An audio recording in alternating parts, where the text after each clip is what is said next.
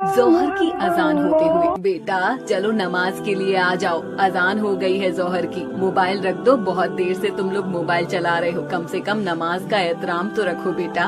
हद है यार, अम्मी जान भी ना हर वक्त नमाज के लिए रोका टोका ना करो। आप जाइए, मैं नहीं पढ़ूंगा, मुझे फेमस होना है, मुझे रील बनानी है। नमाज पढ़कर अपना टाइम क्यों खराब करूं मैं। बेटा अल्लाह से तौबा करो, तुम्हारा ये रील्स बनाना, इंस्टाग्राम चलाना ये काम नहीं आएगा। यार मुझे परेशान नहीं करो, आप जाइए ना।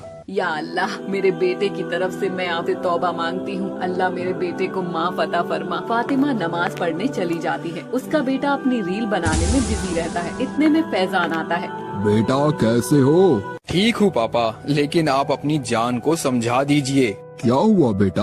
अम्मी जान मुझे नमाज के लिए हर वक्त टोका करती है, मुझे बहुत डिस्टर्ब होता है, मैं अपने काम पर फोकस नहीं कर पा रहा हूँ।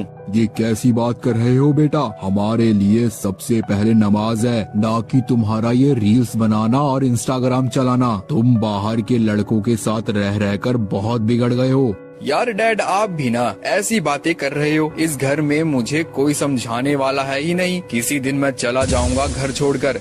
ये लड़का बहुत बिगड़ गया है, अल्लाह ही मालिक है इस लड़के का अब तो। इतने में सकीना आती है। क्या हुआ जी?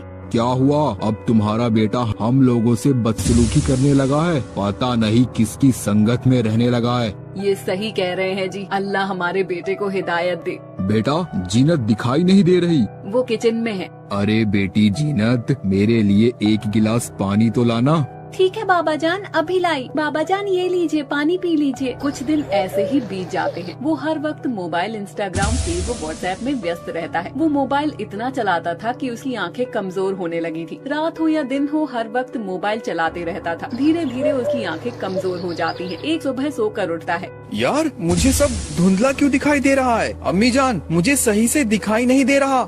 या मेरे अल्लाह, ये क्या हो गया? कहती थी कि हर वक्त मोबाइल ना देखा करो, लेकिन तुम मेरी एक बात भी नहीं सुनते हो। यार अभी आप मुझे उपदेश देना बंद करो, मुझे डॉक्टर के पास ले चलो।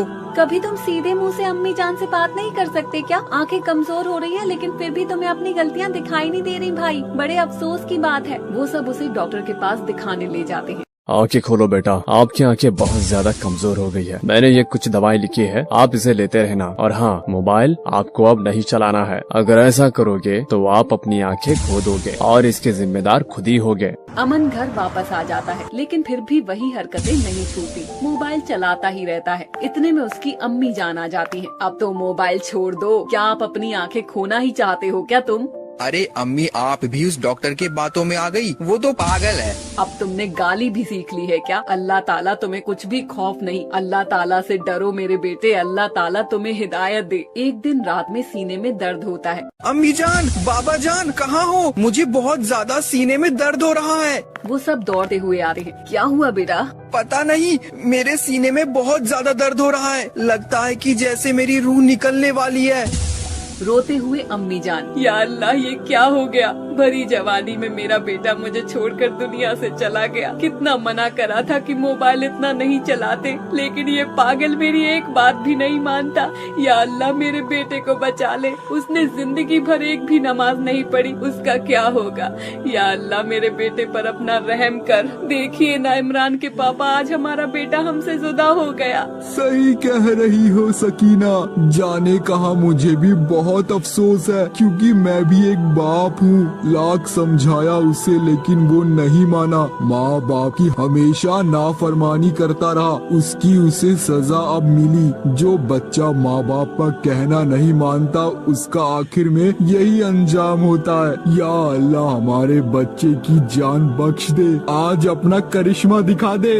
हाँ मेरे मालिक, मैंने कोई एक भी नेकी की हो, उसके बदले में मेरी औलाद मुझे वापस दे दे। या अल्लाह आज आपने दुनिया वालों को ये करिश्मा दिखा दे, जैसे हजरत मुसा अली ने सांपों को अपनी एक लाठी से करिश्मा दिखाकर उन जादूगरों को अल्लाह की राह में ला दिया था। आज कुछ वैसा ही करिश्मा दिखा दे मेरे मालिक। तभी क्या देखते हैं, आसमान में बिजली कड़कने लगती है और एक घर में रखते हुए कुरान पर पढ़ती है।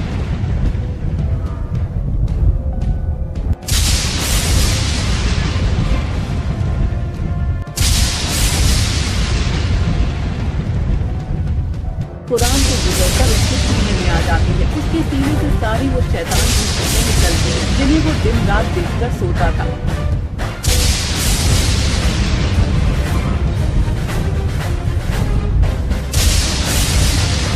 बाद उसे होश आ जाता है और माँ से लिपट जाता है।